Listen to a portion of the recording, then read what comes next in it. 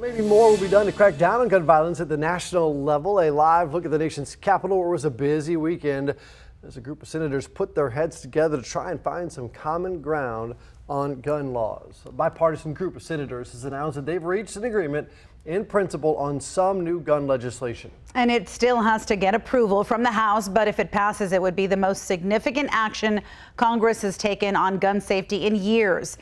KVUE's Natalie Haddad is live in studio with us this morning to break down the proposed law. Natalie.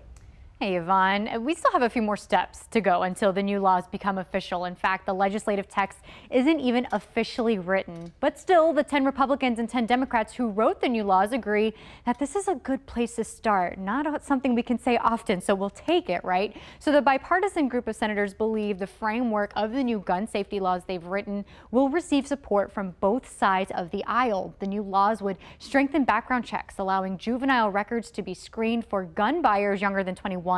It would also expand gun restrictions for convicted domestic violence abusers, otherwise known as the boyfriend loophole. Currently, domestic abusers who are married to, living with, or are the parents of a child with a victim are the only ones prohibited from having a firearm.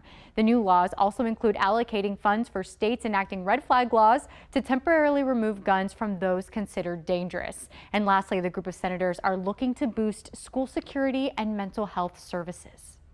I will put this bill on the floor ASAP, as soon as possible, so that Congress can quickly act. And President Biden says, obviously, it does not do everything that he thinks is needed, but it reflects important steps in the right direction.